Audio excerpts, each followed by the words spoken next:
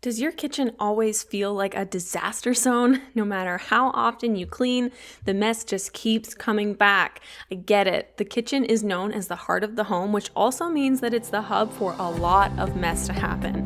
But what if I told you that keeping your kitchen clean doesn't necessarily have to be overwhelming? Today I'm sharing 5 super simple tips that will help you keep your kitchen tidy every single day without spending hours scrubbing. These are the exact strategies that I use in my own home, and they work even if you're busy and have little ones running around. Grab your coffee or a basket of laundry that needs folding, and let's dive in. Hey friend, welcome to Modern Homemaker Mom. Feeling stuck in the chaos? Do you find yourself in survival mode juggling all the things? If you're ready to regain control of your home, schedule, and time for yourself, you're in the right place. Hi, I'm Jynae, a wife, mom, and homemaker who turned my household chaos into purpose with simple, flexible routines. I'm here to help you create a cozy, clutter-free home and reclaim your time for what matters most. In this podcast, you'll find episodes around home routines, cycle syncing, and self-care practices so that you can eliminate the overwhelm and create a home that you love. Go grab that laundry basket and let's get started. Thank you so much for tuning in today. I am your host, Jynae Schmidt, and I love talking all about simple home routines and rhythms to make your life less complicated and more simple so that you can truly enjoy your home. You can feel like you live in this sanctuary, this heaven on earth that you've created for your family. So I'm so happy that you are here and that you've decided to tune in today. Make sure you go ahead and hit that follow button because I know that you're going to really relate with all of the content I have shared here, and you're not going to want to miss out on the episodes I have coming out every single week. So to dive right in, let me give you a little bit of my background. I grew up in a family of 8. I'm the oldest of 6 kids, so you can trust me when I say that I know how messy that a kitchen can get. And with that mess comes a lot of overwhelm. I've experienced it firsthand. But here's the thing. My mom was not about to let our kitchen turn into total chaos just because we had a busy family of 8. From a young age, she taught my siblings and I how to tend to a home. She really invested in us. And so we quickly learned that keeping the kitchen clean did not have to be overwhelming, and we could take a simple approach to it. With 8 people that were constantly in and out of the kitchen and meals being made multiple times a day, it could have easily turned into a disaster. And since my sisters and I often took turns preparing the meals, we weren't just watching the mess happen, we were seriously right in the middle of it. But we also knew how to manage it when that mess came up. We had simple habits that kept things from getting out of control, and then those same habits are what I still use to this day now that I'm managing my own home as a married woman and a wife. And that's exactly what I want to share with you today. 5 small, doable habits that are going to help you keep your kitchen clean every single day without feeling like you have to be constantly scrubbing or tidying up. So let's take a look at tip number 1, which is keep minimal items on the counter. The more stuff that you have on the counters, the harder it is to keep them clean. Keep only those essential things that you need out on the counter, like a coffee maker or a fruit bowl. When you're thinking about what you should leave out and what you should keep put away in cupboards, think about the things that you're often reaching for. Obviously, you're not going to take out your Keurig coffee maker several times a day from the pantry if you're using it often. Whereas if you're boiling water in a kettle, that's something that could easily be stored away. Maybe you do go to it quite a bit, but it doesn't necessarily have to stay on the counter. Fortunately, in this place that we are in right now, I actually have quite a bit of counter space versus the last place that we were in. We had hardly any counter space and we had very minimal cupboards available. So I knew at that point that I had to keep what was out on the counter very, very minimal, like my KitchenAid was on the counter, for example, or a knife block and a cutting board that was a wooden cutting board that always stays on the counter. That was all out there. Cooking utensils that we used every single night, that was kept in a jar on the counter, and like pretty much everything else got put away. And we lived very minimally when we lived in this basement suite because we couldn't have so many items because we didn't have space for those items. So you're going to have to customize it to your home and your needs. Think about when you're trying to, like I said, decide what you keep out on the counter. Think of those things that you're going to all the time. And also I think another thing that's important to keep in mind when we're deciding what to keep on the counter is how does it make the space look?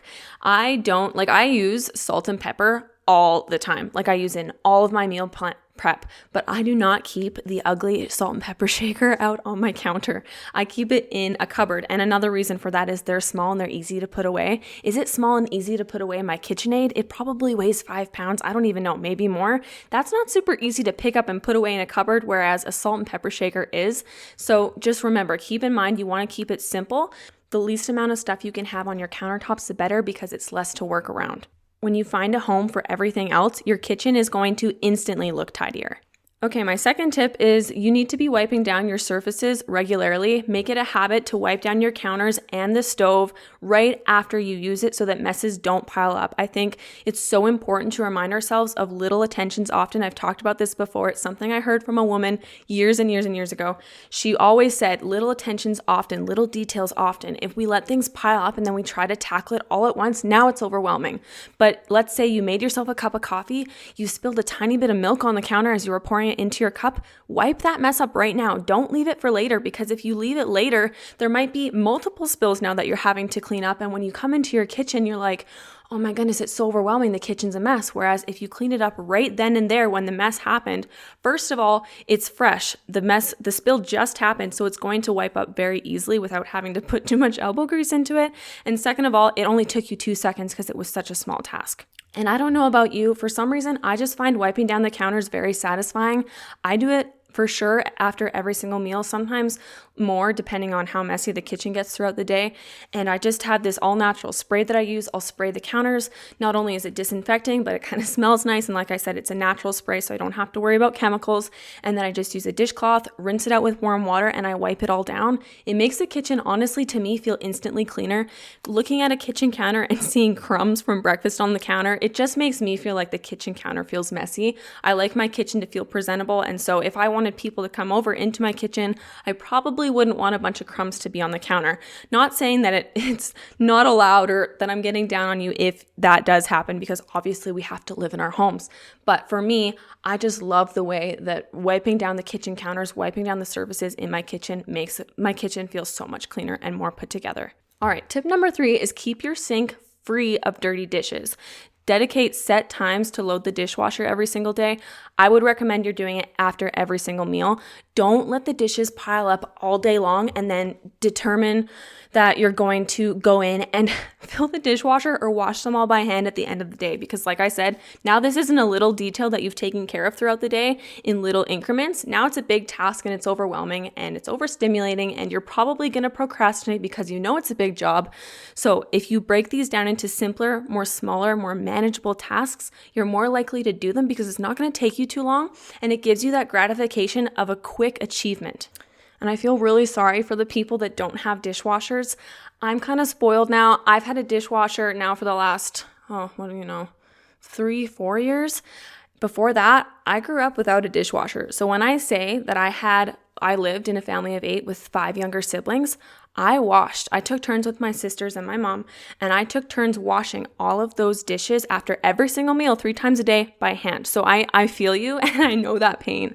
But even though it's a task and I know it's not everyone's favorite task, I actually didn't mind it. I kind of thought it was fun time to listen to podcasts or listen to an audiobook and just time alone to talk with the Lord. But if it's something that you don't like, just remember, keep it simple. Do it right after a meal. Don't let it pile up after breakfast, lunch, and supper and then try to attack those huge pile of dishes at 7 at night when you really just want to sit down and relax. If you do it right after the meals, it's less of a chore and it's just more maintenance. All right, my 4th tip is clean as you cook. I have seen multiple women in my life who do not clean as they cook.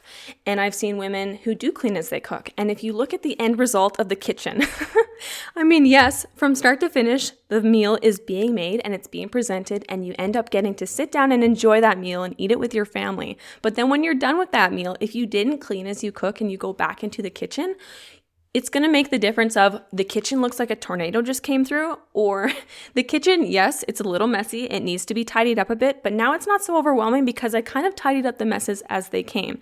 So what does cleaning as you cook even look like if you're not really sure what I'm talking about here? What you could do is put ingredients away when you're done using them. 2 days ago, I made myself some chocolate chip cookies. I made my family some chocolate chip cookies. And after I put in the butter and I cracked the eggs and the eggshells were on the counter, and then I poured in the vanilla extract, instead of leaving all of those ingredients on the counter, the second I was done using them, the second I was finished pouring those ingredients into the batter, I put their containers back where they belonged in the cabinet. And so by the end of the cookie making experience that day, I didn't have a mess all over the counter because I cleaned and I put away things as I was done with them. Another thing that you could do is wash your dishes or load the dishwasher while you wait for food to cook. We all know that we don't need to be constantly, for the most part, you don't need to be standing over the food the whole time it's cooking. Like if you put together a casserole and now you've thrown it into the oven and it needs 45 minutes to cook, well, while you're waiting for it to cook, why not wash a few of the dishes that are there instead of waiting until after the meal? Or if you have a dishwasher, you have that luxury, go ahead and throw in those utensils that you tossed into the sink or they're sitting on the counter, toss them into the dishwasher. Like I mentioned about the whole spills thing, clean up those spills immediately instead of letting them dry and harden on the counter. It's going to make it so much easier for you if you're wiping up those spills the second that they happen. All of these little things will prevent that huge mess from piling up by the time you're done cooking. And then you can actually sit down and enjoy your meal because you don't have that thought in the back of your mind that you have to come and attack and clean up a huge mess in your kitchen right after you're done eating. Okay, the fifth and final tip I'm going to talk about today about how you're going to keep your kitchen clean is you need to do a quick tidy after every single meal. This really should only take you 5, maybe 10 minutes, depending on how big of a mess you let it get. Clean after every single meal, just tidy up, put things away, toss trash into the garbage can, return items that just showed up and they're just random items, put them back in their proper places, and again, give your counters a quick wipe down. Just a tiny bit of effort after those meals is going to help keep things from getting out of control.